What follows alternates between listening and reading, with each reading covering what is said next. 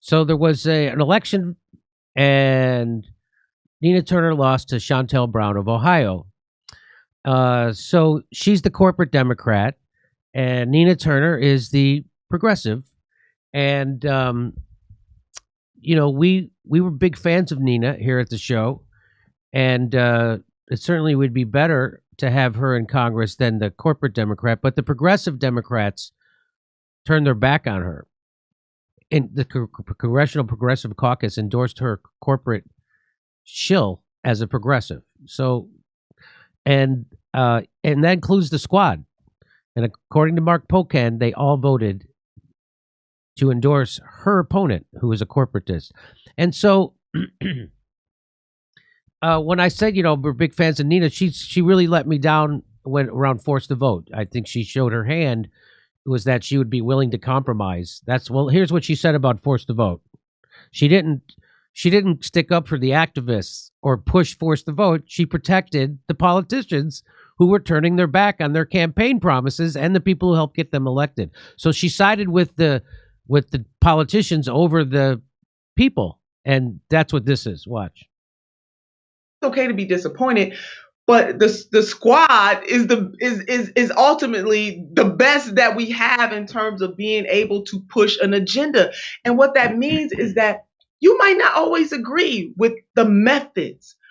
I need people to understand that when you are on the inside, it doesn't mean that you are selling out. I know they've gotten a lot of pressure, but they are the ones up there holding it down. They're pushing as hard as they can. And just because things are not going exactly the way, just because they're not using the exact tactics that some in the activist community want them to use, that doesn't mean that you throw them away. Because guess what? If you're throwing away members of the squad, who are our best opportunity to get what we need, and also some members of that progressive caucus, then you're not going to have anybody there. So if the prerequisite, in summation, if the prerequisite for relationship means that I have to do, or the squad has to do everything you say, the way you say do it, then there's not much of a relationship at all. And that you're going to be disappointed. Hell, they're going to be disappointed with me. I said that to Tim Black when we interviewed. I'm saying it to you, Mike. I want them to know you're going to be disappointed at some point.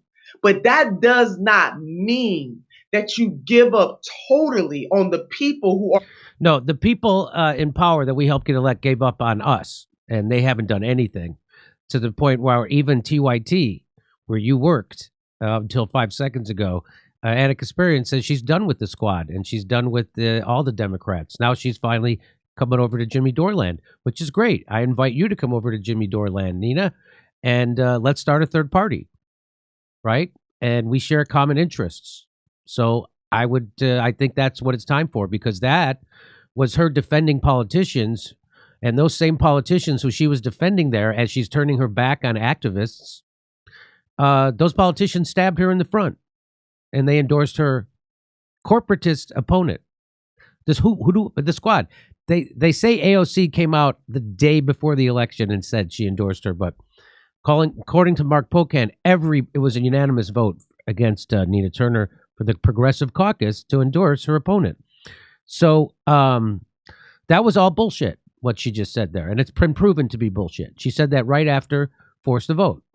So that was bullshit. Now, I know she's not fond of me anymore. I'm still fond of her.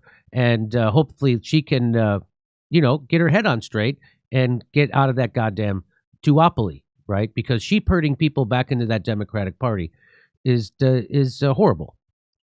So when she did that, she killed her own campaign.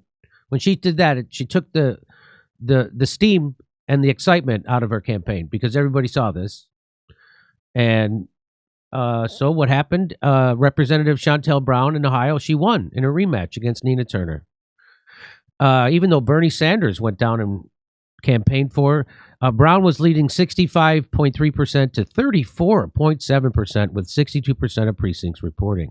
Brown beat Turner by 5.5 percentage points in a crowded special primary last summer, and then easily won the vacant seat in Ohio's overwhelmingly Democratic 11th congressional district in the general election. In the rematch, Turner again had support from Sanders and other allies of his movement, but the Congressional Progressive Caucus, which endorsed Turner last year, switched its allegiance to Brown for this year's primary.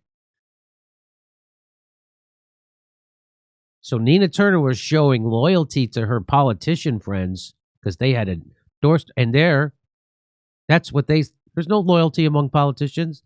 They turned around and stabbed her. U.S. progressives are endorsing Shontel Brown's reelection. There it was.